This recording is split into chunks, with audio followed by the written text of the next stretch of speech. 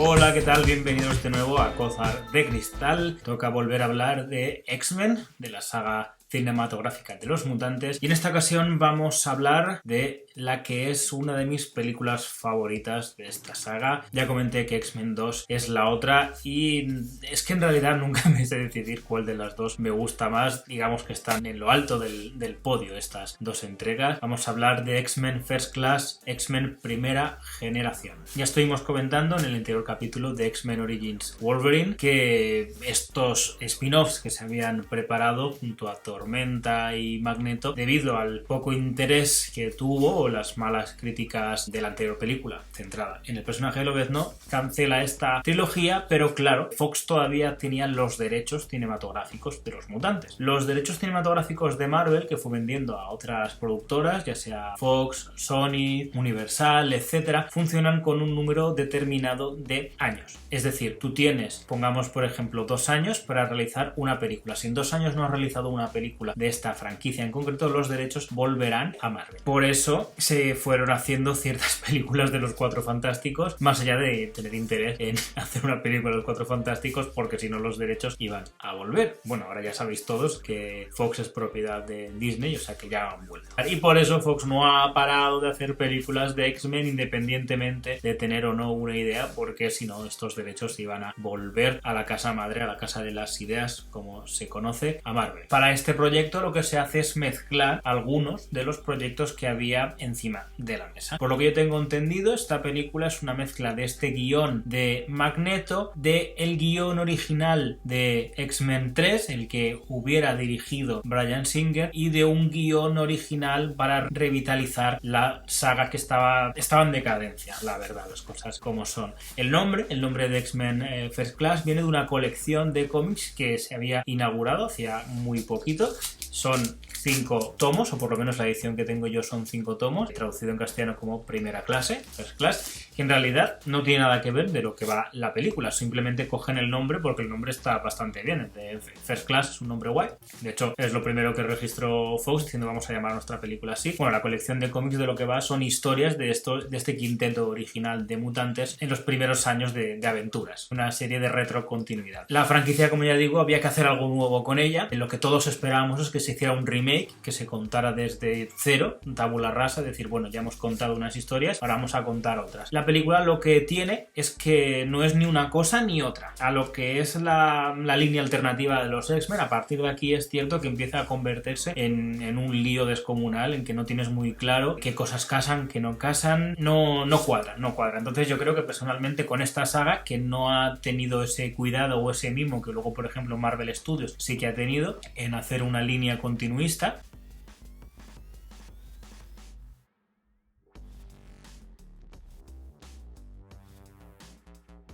de hecho hay personajes que cambian de una película, hay muchos actores que interpretan personajes primero en roles pequeños, luego más grandes, luego roles pequeños otra vez.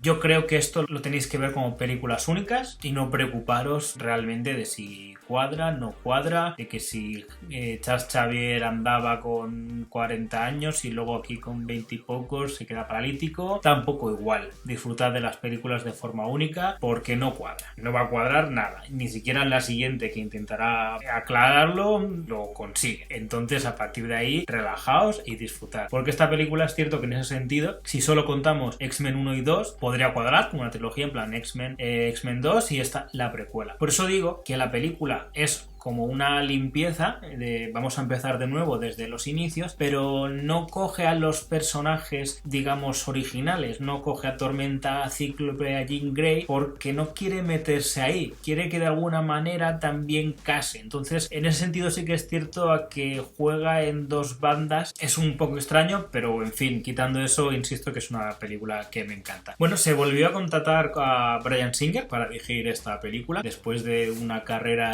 no demasiado exitosa, con Superman Returns, que tuvo también malas críticas, con Valkyria, que no se recibió de forma tampoco demasiado positiva, aunque a mí me gustan esas dos películas en concreto. Al final, por un tema de agendas, no pudo. Bryan Singer decidió dirigir Jack el cazagigantes, pero aún así produce esta película, fue parte importante de la creación de la misma. El director escogido es Matthew Vaughn. Matthew Vaughn era conocido en este momento, acababa de dirigir la adaptación cinematográfica del cómic de Mark Millar y John Romita Jr., Kick-Ass, una película que gustó mucho a los aficionados, tanto al cómic como al cine en general. Es una película que fue un poco de aire fresco a lo que estaba contando con superhéroes, gustó mucho, insisto. Matthew Vaughn ya tenía alguna que otra película dirigida y se le dan las riendas a este hombre para que dirija la película.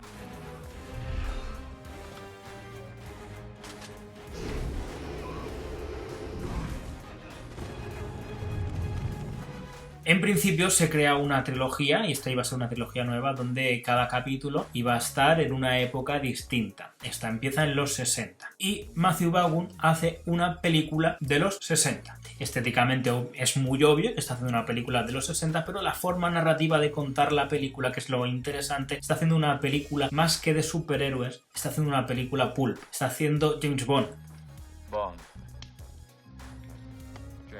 Está haciendo una película de espías. Y todos esos temas están muy bien creados, muy bien mezclados en esta mitología que realmente está contando. La película es fiel en espíritu, pero no es fiel a nada escrito con anterioridad a los X-Men. Está creando desde nuevo un bagaje, unas historias y unos orígenes con los personajes, en su gran mayoría, y creo que lo hace bien. Creo que como película funciona, más allá de que sea fiel o no. Y como ya digo, eso no exactamente no es algo que me suele preocupar. Si está bien hecho, les doy el visto bueno por mi parte. La película es una película coral, hay muchos personajes que tienen importancia, que irán apareciendo. No hay ninguno que te sobre demasiado, que ahora iremos contando. Quizá por el bando de los villanos están más de fondo que de forma activa, salvo Kevin Bacon como Sebastian Shaw, el líder del Club Fuego Infernal, que tiene una parte muy importante, y aunque la apariencia física no sea fiel, bueno, el personaje tampoco es demasiado fiel, pero me gusta mucho cómo crean este personaje, esa relación de monstruo de Frankenstein que tiene con el propio Magneto, que de hecho se verbaliza, no es algo que sea demasiado sutil. El protagonismo, a pesar de ser coral, estaría centrado tanto en Charles Xavier como en Magneto, y en una tercera posición un poquito menos importante, pero solo un poquito, el personaje de Mística, que sería la mujer que tiene que decidir un bando. En este motivo, el arco de personaje de Mística de esta película es bastante importante. Deja de ser un sicario, deja de ser una persona muy entrenada en artes marciales, acción, que se puede infiltrar donde quiera, a ser un personaje con unos objetivos, un personaje que está luchando por esa identidad de género, esa identidad racial, esa identidad de cualquier tipo de minoría que se puede sentir identificado con el personaje de Mística. Los nuevos roles para Charles Xavier y Magneto tenemos por un lado a James McAvoy, que yo lo conocía de la película Wanted, también un cómic de Mark Millar, y Michael Fassbender, que venía de Malditos Bastardos, haciendo uno de los personajes más interesantes, para mí por lo menos, el teniente Hickox. Por un lado, hasta que se cruzan los caminos de los dos, vemos que Charles Xavier es un hombre que sale de la universidad, que es un juergas, básicamente, algo que en realidad nunca habíamos pensado que esa sería la juventud de Charles Xavier, y por lo menos lo que sabemos de su contrapartida en los cómics, pues no es que fuera así, pero yo creo que funciona. De hecho, entiendo que James McAvoy sí que da ese perfil, más que el perfil de catedrático de Patrick Stewart, y querían hacer una evolución desde un punto hasta el otro, no querían que el personaje ya estuviera creado. El arco de Magneto también es muy interesante, aunque lo conocemos, y se crea siempre esta dualidad en un personaje que en realidad está haciendo acciones que son reprobables, pero que sabemos que el fondo no es del todo malo. Y esto es lo que se crea muy bien con Magneto, que ya lo habíamos visto en anteriores películas, y aquí se está reforzando muy bien. De hecho, creo que, aparte de que Michael Fassbender es un grandísimo actor, otra cosa hay que tener en cuenta es que tiene un tema principal propio en la película que el resto de personajes no tiene. Cada vez que Magneto realiza alguna acción importante, sonará este tema principal creado por Henry Jackman, además de que dependiendo si es un acto más de ira o más glorioso, sonará de una forma u otra este tema compuesto. En un momento dado veremos cómo estos dos caminos se van a centrar, veremos que la CIA está en medio, porque es una película de espías, está ambientada en esta Guerra Fría, y tantas películas, series y narrativa al respecto se ha creado sobre ella, donde veremos que Charles Xavier está ayudando al bando norteamericano y que Magneto está actuando de forma solitaria, está cazando nazis. Magneto fue encarcelado en un campo de concentración y ahora mismo se está vengando de todos aquellos que tuvieron la culpa de eso. Lo vemos viajando por diferentes países, descubriendo a estos antiguos soldados alemanes y matándolos de forma cruel, algo que es muy glorioso de ver, porque matar a un nazi en el cine siempre gusta mucho.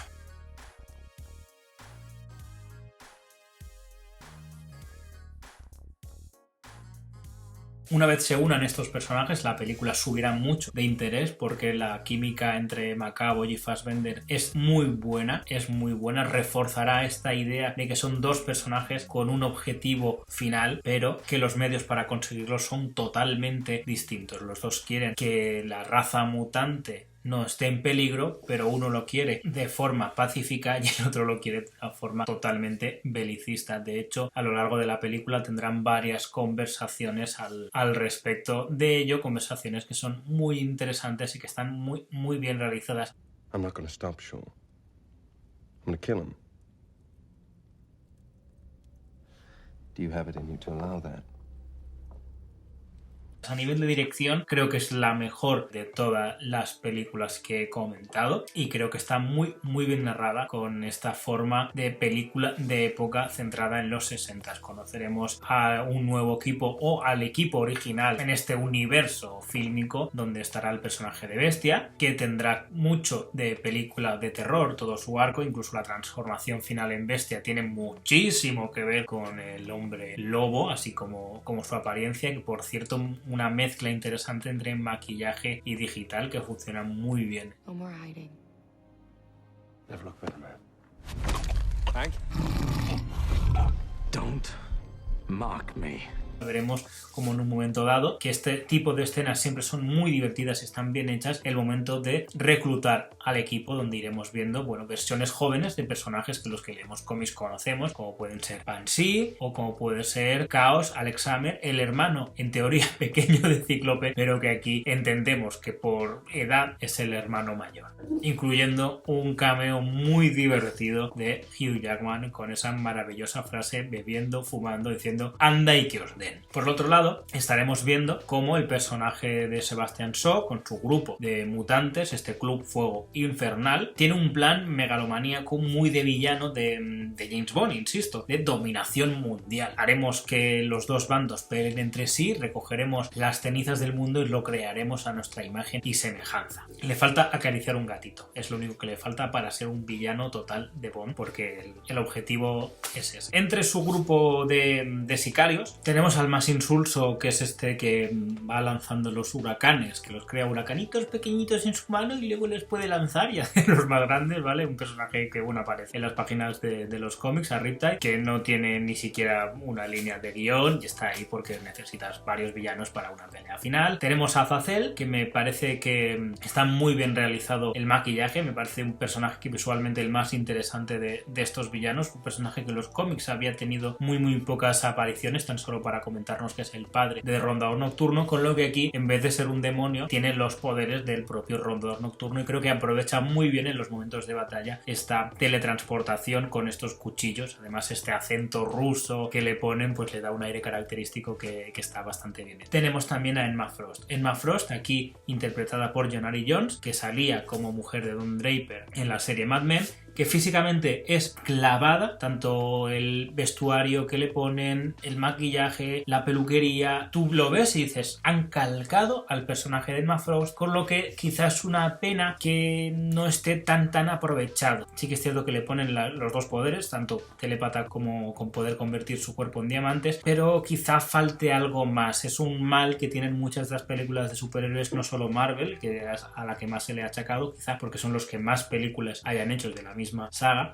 que los villanos siempre suelen estar peor tratados como personajes que los protagonistas, que suelen estar más desarrollados. Que luego más adelante habría un cambio de bando. A los villanos estaría Ángel, aquí interpretada por Zoe Kravitz, que es un personaje de la etapa de Grant Morrison, que en realidad no tiene nada que ver lo que hacen con ella, lo que era el personaje original, con lo que hacen aquí, pero bueno, tampoco me molesta porque funciona. Quieren un personaje volador para que en un momento de la película luche contra Banshee, que es un personaje que puede llegar a volar. Y tendremos otra cosa aquí en la película que me gusta muchísimo, es un tipo de escena que siempre me suele gustar, que es la escena de entrenamiento. La película también, aparte de espionaje, podríamos llegar a decir que es una película de comandos, porque hay un momento de entrenamiento y un momento de que el equipo debe de estar unido y que todos los personajes deben de entrenar juntos y potenciar sus habilidades para la hora de la verdad, la batalla final que tendrá lugar en Cuba con este evento que existió, que fue la crisis de los misiles cubanos. A lo largo de la película, ya como ya digo, tendremos varias escenas más centradas en el espionaje, mezcladas con películas de acción. Toda la escena que ocurre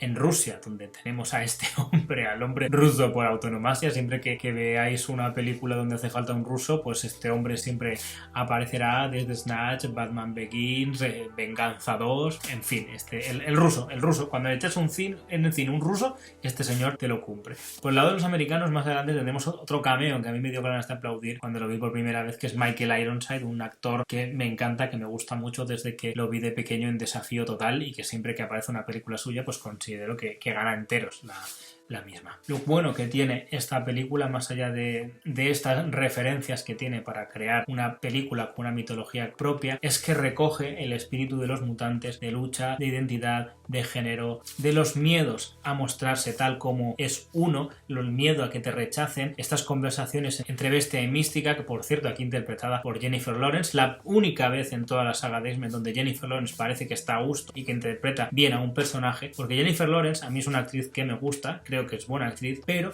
siempre que hace una película de encargos se le nota en exceso que no tiene ganas de estar ahí y acaba resultando hasta molesto. En esta ocasión todavía no era demasiado conocida, ya había sido nominada a un Oscar, si no recuerdo mal, en 2010, y aquí está realmente bien y creo que funciona muy bien su personaje. Más adelante veremos, porque aquí el arco de Mística se empieza a completar, ella se acepta por fin a sí misma, acepta cómo es. Durante todo el tercer tercio de la película ya aparece con su forma final, solo cambiando si la ocasión, la pelea lo requiere, y es curioso como en el resto de películas esté más tiempo como Jennifer Lawrence que como Mística, a pesar de que supuestamente ha superado estos complejos que ella tenía. Cosas de las estrellas.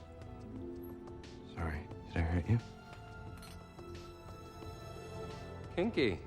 Para lo que sí que hay que darle a la película es todo lo relacionado con el personaje de Darwin, un personaje que había salido en los cómics hacía muy poco, una de estas historias de retrocontinuidad, Génesis Mortal, por Ed Brubaker, en la que, bueno, se nos presenta este personaje, se le apoda Darwin porque su superpoder es sobrevivir, con lo que ya de primero cogerlo para matarlo es una cosa extraña porque es el que debería haber sobrevivido. Entiendo que cojas este arquetipo de personaje, cojas a un personaje que en realidad no lo vas a evolucionar, no lo vas a desarrollar, porque lo que quieres es que lo maten, para que haya esa sensación de peligro. Es algo que se hace muy a menudo. En la introducción de Claremont dentro de los X-Men, pues crea al personaje Sendero de Guerra realmente para matarlo, para dar esa sensación de que cualquier cosa puede ocurrir con estos nuevos X-Men. El palo no es porque se use así el personaje, el palo es porque en 2011 todavía seguimos con el canon de matar al negro, de matar al único personaje negro que encima su superpoder es sobrevivir para salvar a sus amigos blancos. Esto que se conoce como el sacrificio al negro, que bueno, pues ya digo que hay que darle un poco de palo en este sentido. Es el palo más gordo que se le puede dar.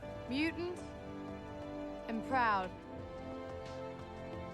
Ya toda la película nos lleva a este clímax final en Cuba, que puede ser la parte más estándar. De alguna manera parece que Matthew Vaughn está contando una película y de repente diga, bueno, pero como esto es una película de X-Men, tengo que hacer estas escenas que el público está esperando, relacionadas a este tipo de batallas campales. Esta batalla entre el grupo de los buenos y los malos, pero personalmente creo que está muy bien realizada esta pelea.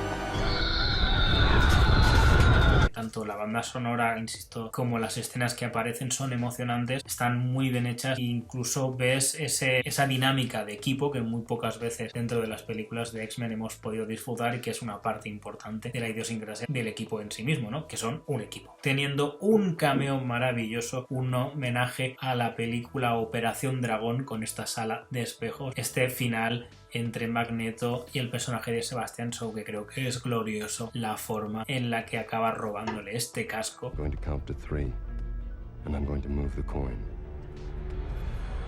Y acabando con su vida con esta moneda que poco a poco va entrando en su cerebro, reventándole por dentro. Me gusta mucho cómo está rodada esta escena, y como curiosidad decir que da la sensación de que el casco estaba creado para la cabeza de Michael Fassbender, porque al bueno de Kevin Bacon no le queda nada bien. Insisto y acabo, una película que creo que nos dio un aire fresco cuando la saga ya estaba acabada, cuando ya parecía que no nos iba a contar nada nuevo. Por lo menos a mí volvió a interesarme lo que querían contarme con los X-Men, y además esta escena final donde vemos el rescate de Emma Frost por parte de Magneto, ya haciéndose llamar Magneto, con este traje tan comiquero y tan chulo, a la vez sesentero, con unos colores muy vivos. Me encanta, además, por supuesto, que en esta es la única en la que los personajes llevan un traje realmente parecido a sus contrapartidas comiqueras, por lo menos al uniforme original de esta Patrulla X de los 60. Y por casi se me olvida hablar de Rose Byrne, actriz que interpreta a Moira MacTaggert, el interés romántico de Charles Xavier, aunque tampoco se hace mucho hincapié en esto. Es un personaje que sirve más para meter el espionaje, para meter a la CIA, introducir todos estos elementos. Ninguna pega. Es una pena que en la siguiente película, Días del Futuro Pasado, se olviden de ella, como tantos otros personajes que aparecen aquí. Como digo, ella cumple, el papel está bastante bien, y me gusta que se utilice su personaje para hacer referencias a Vive y Deja Morir, película de James Bond, la primera de Roger Moore, y también un homenaje muy claro al beso de Superman 2, con el que Superman hace que Lois Lane olvide todo. Pues de la misma manera Charles Xavier hace lo mismo con ella, que olvide todo lo que ha pasado al respecto de los mutantes para poder seguir en el anonimato. Esto es una película que me gusta muchísimo y que disfruto cada vez que la veo, así que volveremos a vernos en siguientes entregas ya para hablar personalmente de lo que para mí sería la decadencia de la saga, con algunos altibajos de vez en cuando, con cosas más personales. Hasta luego.